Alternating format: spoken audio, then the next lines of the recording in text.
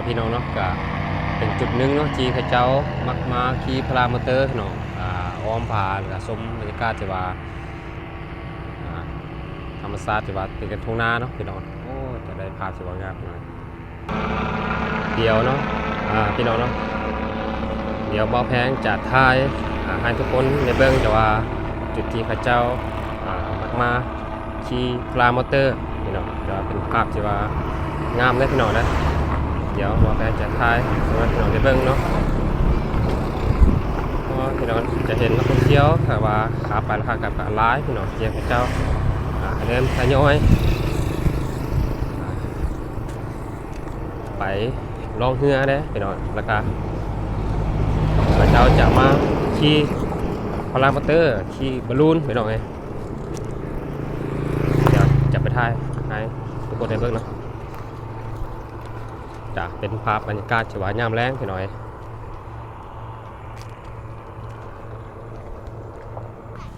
เจ้าขี่พารามอเตอร์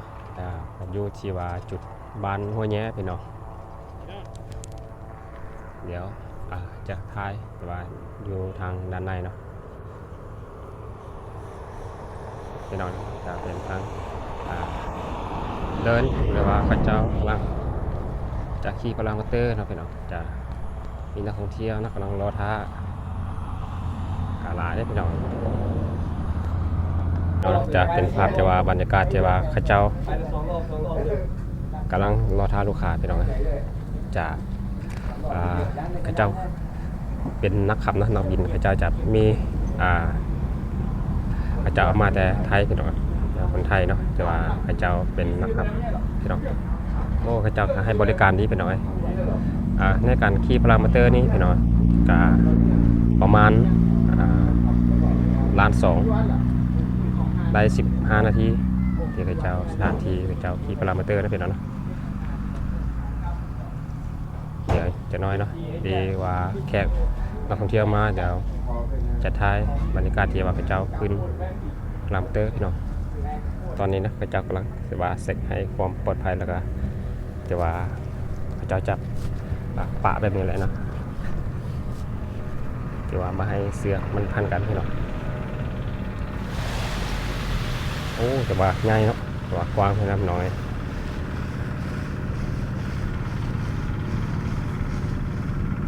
สถานที่เนาะไปตั้งอยู่บ้านห้วยแย้พี่น้องทางเข้ามากันจะเป็นทางที่ว่าเจ้ามาทางมูลคุดนึงพี่น้องทางเข้ามาเนาะก็จะเห็นเป็นโครงที่ว่ากว้างเนาะที่เจ้าให้บริการพารามอเตอร์พี่น้อง2 จุดเนาะพี่น้องที่เจ้า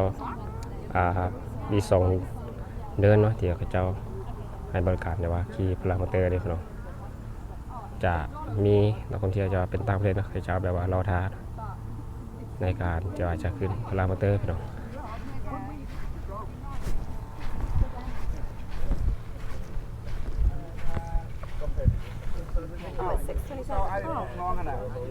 โอ้จะเป็นนักท่องเที่ยว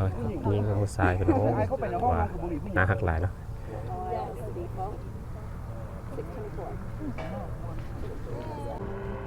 ตอนนี้เนาะจะเป็นบรรยากาศตัวแรกเนาะจะถ่ายกระเจ้าขึ้นที่พารามอเตอร์ให้ทุกคนได้เบิ่งเนาะพี่น้องนะ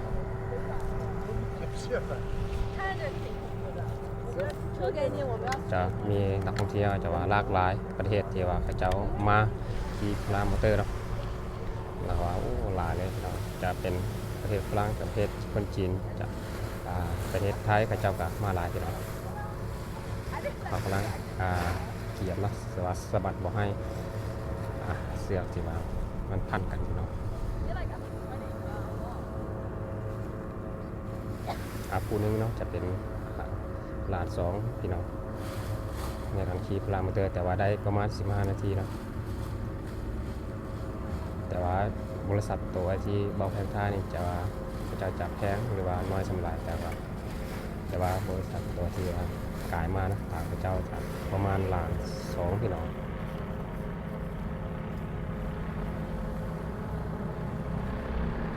สถานที่เนาะพระเจ้ากันกว้าง ตัวเฮ็ดที่ว่างามพี่น้อยได้วิวที่ว่าธรรมชาติงามหลาย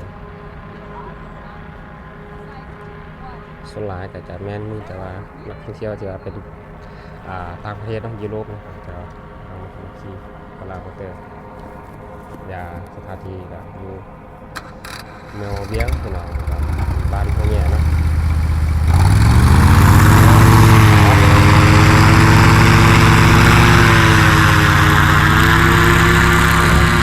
ตักตัวแห้งไรเฮ็ดแต่ว่าต้องเสียไปไปแห้งพี่น้อง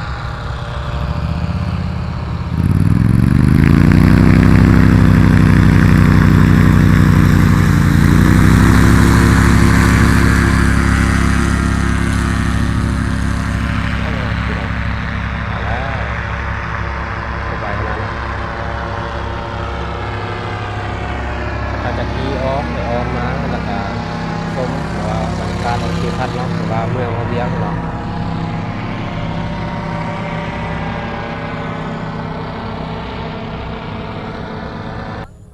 จุดที่เขาเจ้าน่าจะว่าพลามอเตอร์ของพวกเขาพี่น้องจะเขาเจ้าจะตั้งที่ว่าเหมาะสมเลยในการเฮ็ดเนาะ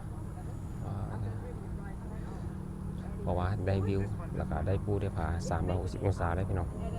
อ้อมหอบเนาะเป็นภูเป็นผาก็มาชมบรรยากาศที่ว่า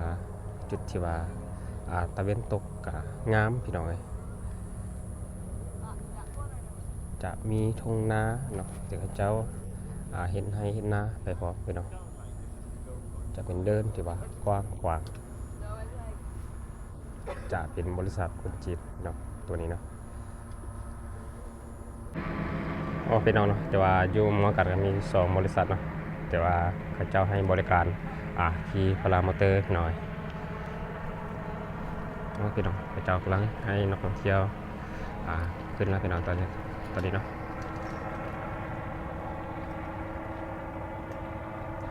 จะเป็นภาพบรรยากาศจังหวัดยามแรงพี่น้องจังหวัดเขาเจ้ามาขึ้นตอนแรงกับตอนเช้าจะเป็นคนไทยเนาะที่ว่าเป็นนักบินพี่น้องเขาจะมาแต่ประเทศไทยจะเป็นนักเที่ยวแต่ว่าทางประเทศฝรั่งยุโรปพี่น้องแต่ว่าเขาจะมาขี่เนาะพลังมอเตอร์พวกเราขับบอลลูนสิสำหรับมีแต่ต่างประเทศพี่น้อง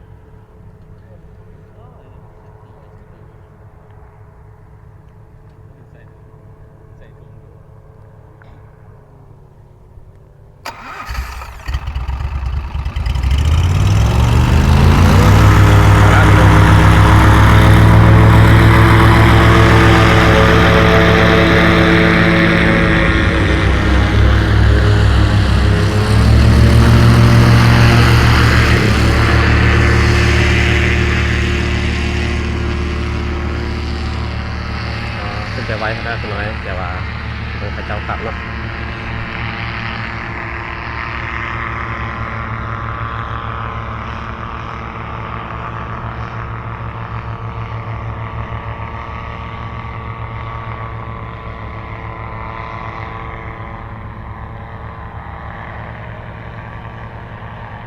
ทุกคนเนาะที่ว่ามาเบิ่งมาชมคลิปบ่าวแพงอย่าลืมเนาะกดคอมเมนต์แล้วกดติดตามเนาะเพื่อเป็นกำลังใจให้คลิปต่อไปก็ขอว่าสบายดีเนาะพบกันในคลิปหน้านะพี่น้องเนาะ